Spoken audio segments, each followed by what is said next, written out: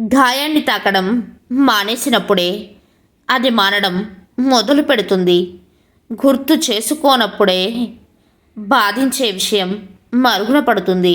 సమయం ఎవరి కోసం ఆగదు, కానీ నిన్ను నువ్వు మార్చుకోవడానికి ప్రతి ఏడాది ఒక అవకాశం ఇస్తుంది. కష్టాలు పాతవే కావచ్చు, కానీ నీ సంకల్పం కొత్తగా ఉండాలి. మార్పు తేదీలో కాదు, నీ ఆలోచనలో రావాలి మిత్రమా. రాసినవాడు చెరపలేనిది, రాయించుకున్నవారు చదవలేనిది ఏంటో తెలుసా? తలరాత. ఈ జన్మకే బంధమైన బంధుత్వమైన మరో జన్మలో మళ్ళీ దొరుకుతుందో లేదో ఎవరికీ తెలియదు. అందుకే బంధం ఉన్నప్పుడే దానిని ప్రేమతో జాగ్రత్తగా కాపాడుకోవాలి. ఎందుకంటే దూరం అయితే ఆ తర్వాత మిగిలేది జ్ఞాపకాలే, బాధే. దగ్గరవ్వడం పెద్ద విషయం కాదు. ఒక్క మాట, ఒక్క చిరునవ్వు చాలు.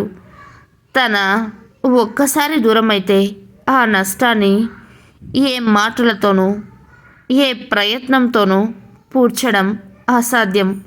అందుకేనేమో వాళ్ళని మన దగ్గరే ఉండగానే విలువ తెలుసుకోవాలి. నిత్యం నేర్చుకుంటూ ప్రయత్నిస్తూ ఉన్నప్పుడే మనిషి పరిపూర్ణుడిగా ఎదుగుతాడు. పుట్టుకతోనే ఎవరు పరిపూర్ణులుగా పుట్టరు కదా. బలహీనులు ప్రతీకారం తీర్చుకుంటారు, బలవంతులు క్షమిస్తారు, తెలివిగలవారు వదిలేస్తారు. విజయం గురించి ఎప్పుడు కలలు కనకండి, దాన్ని సాధించడానికి కృషి చేయండి. అనుకున్నది సాధించండి. కష్టాన్ని చూసి కుంగిపోవద్దు. నీదైన రోజు కోసం ఎదురుచూడు. తప్పకుండా మంచి జరుగుతుంది. ఈరోజు ప్రశాంతంగా ఉండు.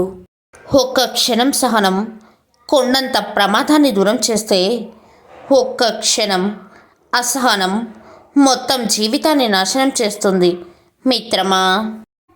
మన విజయాన్ని అడ్డుకునేది మనలోని ప్రతికూల ఆలోచనలే. కింద పడ్డామని ప్రయత్నం ఆపేస్తే చేసే పనిలో ఎప్పటికీ విజయం సాధించలేము మిత్రమా. సమయం, ఆరోగ్యం, బంధం వీటిపై ఏ ధర రాసి ఉండదు. అవి కోల్పోయినప్పుడే వాటి విలువ తెలిసేది. అందుకే సమయాన్ని వినియోగించుకోవాలి, ఆరోగ్యాన్ని కాపాడుకోవాలి, బంధాన్ని నిలబెట్టుకోవాలి. ఆకలితో ఉన్నవారికి గుప్పెడు అన్నం, ఆపదలో ఉన్నవారికి కొంచెం సహాయం, బాధలో ఉన్నవారికి కొంచెం ఓదార్పు అందించడమే మానవత్వం.